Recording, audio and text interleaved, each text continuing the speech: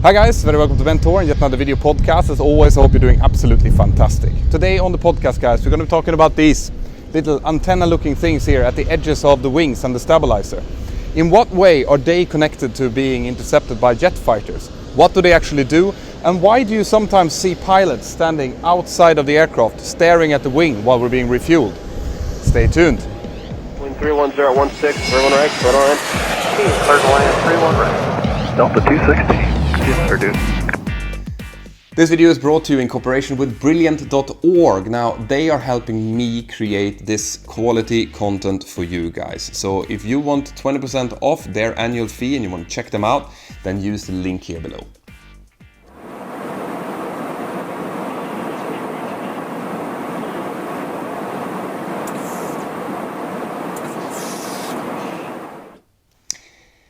Right, guys, so what we're going to be talking about today largely is static electricity and how static energy in different forms can affect the safety of the flight, okay? So I've gotten a lot of questions from people who are out flying. They're sitting at the overwing exit, they're looking out at the wings, and they can see these black antenna looking things that's protruding from the trailing edges of the wing. Now, the short answer to what those are is they're called static wicks. And what they do is they diffuse static electricity that has been built up in the aircraft.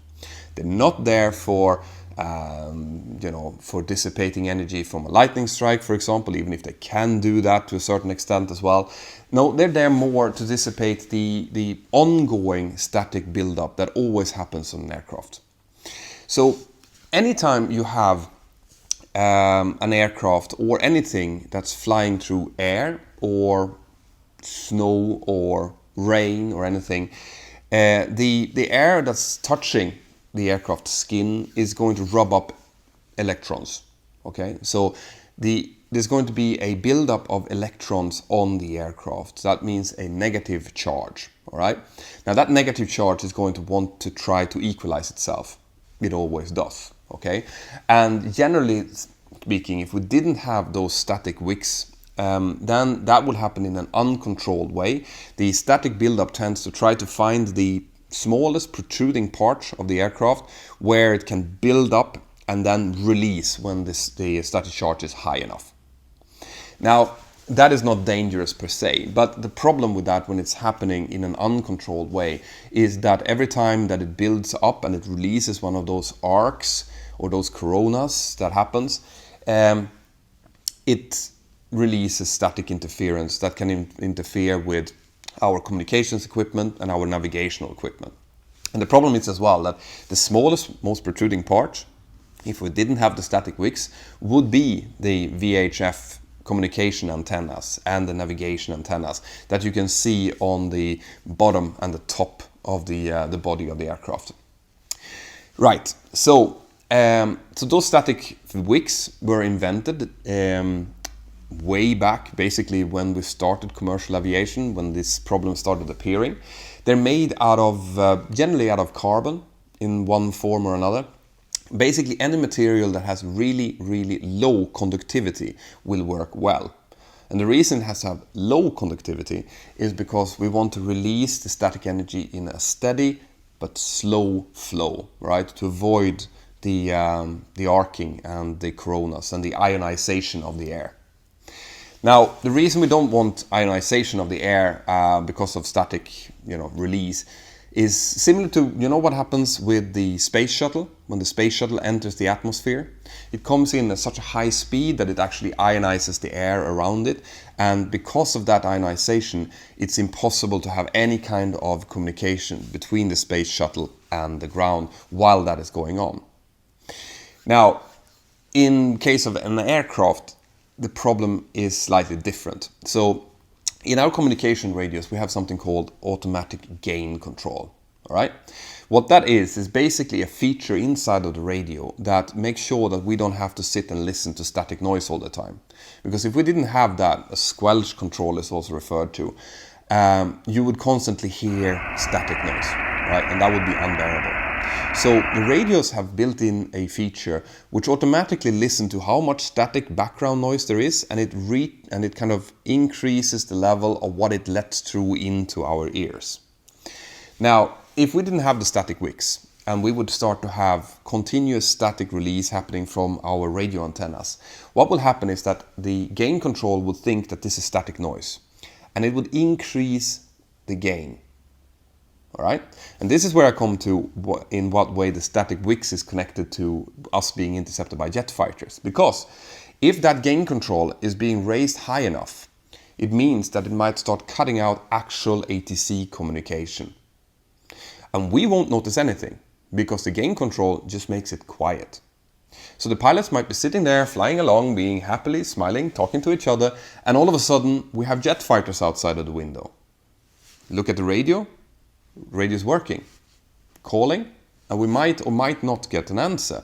But the pilots would definitely think that this is a radio problem, while it might actually be a problem with the release of static energy. All right.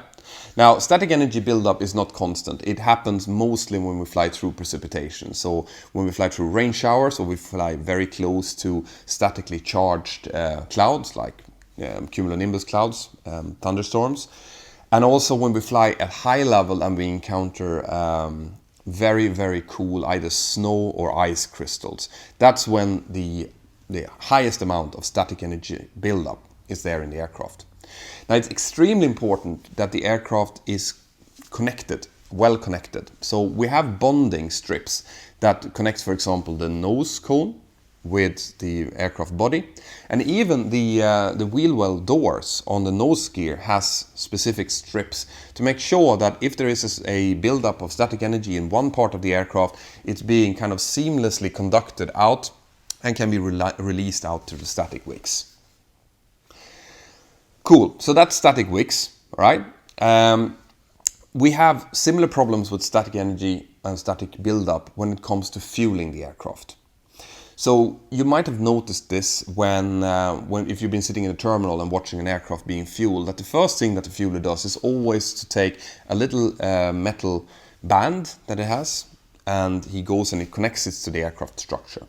Okay, and this is because if he or she didn't do that, when fuel starts moving through the rubber hose, you would have a very rapid buildup of static energy. And if the aircraft wasn't properly grounded to the fuel truck, then there is a possibility of a spark building up. And of course, whenever you're fueling, there will always be a risk of a little bit of fuel vapor escaping, or both through the fuel vents and also close to the filler cap. And a little spark together with fuel vapor could spell catastrophe.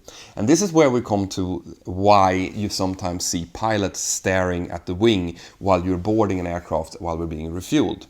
So, because there is always a slight extra risk when we're being fueled, either with a fuel spill, something might go wrong with the fuel truck, there might be a fire in the fuel truck, or indeed there might be a fire connected to a fuel spill or through the vapor.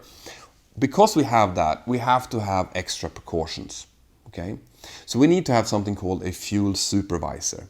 Now, a fuel supervisor can be anyone. It can, well, not anyone. It can be a trained person that has been instructed on how to do it. It can be an aircraft engineer or an aircraft mechanic. It can be a trained dispatcher, or it can be a pilot.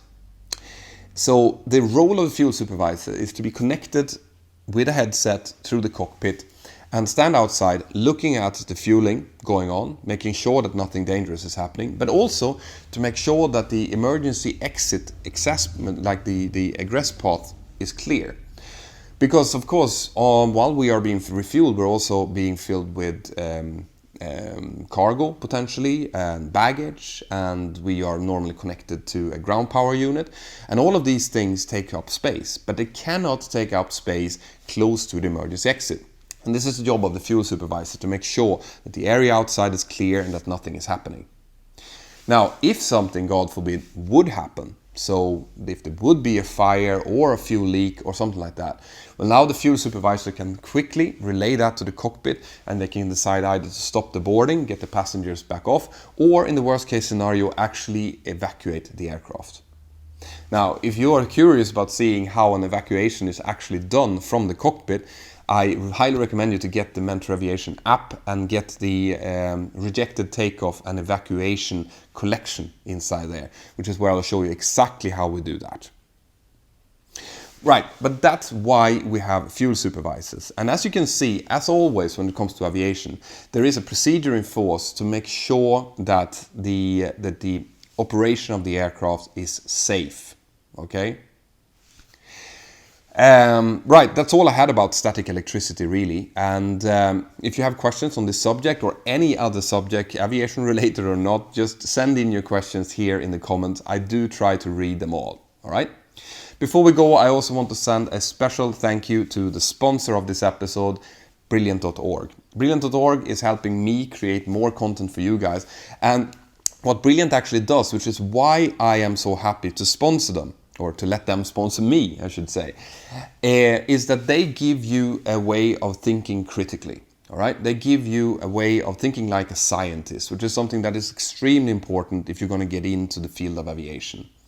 They will tell you, they will give you, for example, a fairly hard problem to solve, and then they will divide it up into manageable chunks. They will give you a strategy how to fix and how to solve each chunk, leading up to a solution at the end, which is how scientists work, all right?